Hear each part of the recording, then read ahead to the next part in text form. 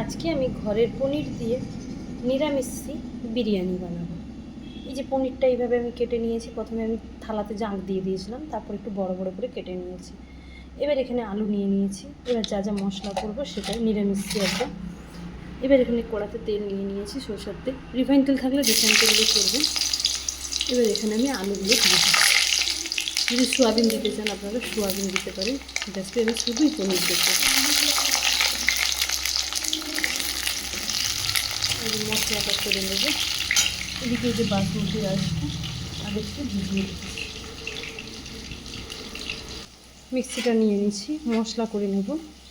আমি কটা সেই ঝুড়ো পনির নিয়ে নিয়েছি, মানে পনিরেরই কিছুটা এইভাবে নিয়ে নিয়েছি কুচানো। এবার এখানে কিশমিশ, কাজু বাদাম, অ্যালমন্ড, আদা, কাঁচা লঙ্কা, শুকনো লঙ্কা, যদি আপনারা চার মগজ পোস্ত দিতে চান দিতে পারেন। এবার আমি গোটা জিরে দিয়ে দিচ্ছি। এটা পেস্ট করে নেব। যদি দুধ থাকে দুধ দিয়েও পেস্ট করবেন, জল দিয়েও পেস্ট করলে হবে।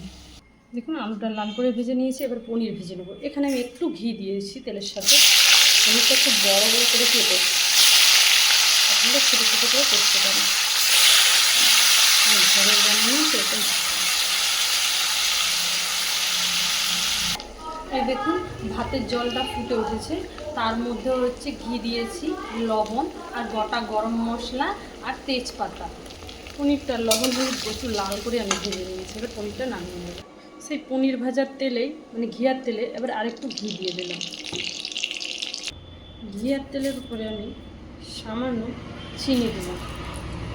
তেলের উপরে তেজপাতা, শুকনো লঙ্কা, গোটা জিরে, তেল আর ঘিয়ের মধ্যে জয়িত্রী, জায়ফলের টুকরো, এলাচ, লবঙ্গ, দারুচিনি সব দিয়ে দিলাম।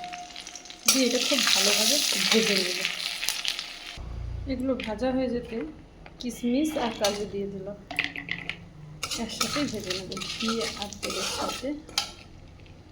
এবার সে পেস্ট করা মশলাটা দিয়ে দিচ্ছি। আপনাদের কাছে যদি টক দই থাকে অবশ্যই টক দইও দিবেন। নারকেল বাটা বা নারকেল কুচানো এই যে কাজু কিশমিশের সঙ্গে ভাজবেন, তাহলে ভালো লাগে। দিয়ে ভালো করে মশলাটা কষাবো। এবার এখানে হলুদ আর লবণ দিয়ে দিলাম। এবার হচ্ছে মশলা দিয়ে রাখা জলও দিয়ে দিলাম। এটা আরও ভালোভাবে কষাবো।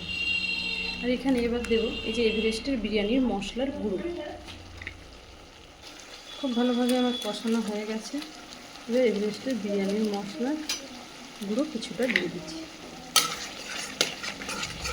দিয়ে ভালো করে কষিয়ে নেব। মশলাটাতে যখন একটা খুব সুন্দর গন্ধ উঠবে তখন ভেজে রাখা আলুগুলো দিয়ে দেব। আলুটা দিয়ে খুব ভালোভাবে কষিয়ে নিচ্ছি।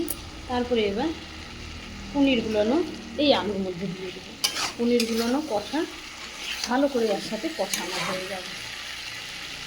এবার এখানে আমি গাই দুধ নিয়ে নিলাম। গাই দুধের মধ্যে কেওড়া জল আর হচ্ছে গোলাপ জল আর হচ্ছে সামান্য মিঠে আতর। এখানে কোনো জলের ব্যবহার নয়, মিঠে আতরটা বেশি দিবেন না, সামান্য দিবেন। এবার এখানে আমি সেই দুধটা দিয়ে দিলাম। এই দুধেই যেটুকু ফুটে যাবে।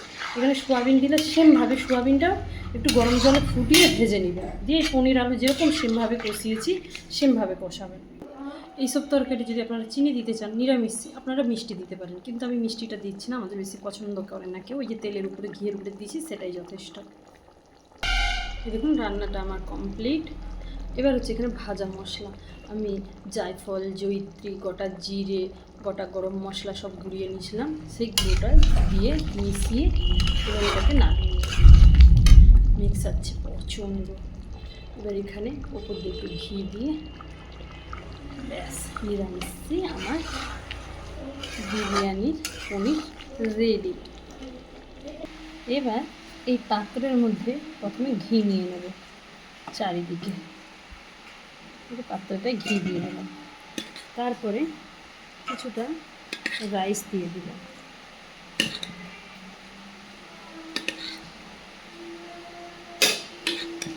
মতো রাইস দিয়ে দিলাম। ওপর দিয়ে আর একটু ঘি দিয়ে দিলাম। এবার হচ্ছে এখানে সেই আস্তে আস্তে পনিরগুলো যে কষা, পুরো একদম কষা কষা করবে, আলু আর পনিরটা দিয়ে দেবে। এইভাবে লেয়ারটা আমি তৈরি করে নেব।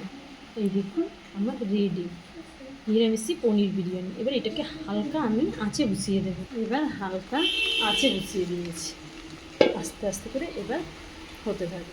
এবার এটা দেখুন ঢাকনা খুলে যে নামিয়ে নিয়েছি, দেখুন কতটা লোভনীয় হয়েছে না। যে কোনো নিরামিষি ওকেশনে, মানে কোনো মানে আমিষ খাবেন না সেই দিন, আত্মীয় স্বজন বাড়ির সবাইকে দেবেন, সবাই আঙুল চেটে পুটে খাবেন। আর আমার যদি রেসিপি ভালো লেগে থাকে সবাই ভালোবাসা দেবেন, সবাই সাথে থাকবেন। আর আমার রেসিপিটা কেমন হয়েছে অবশ্যই জানাবেন।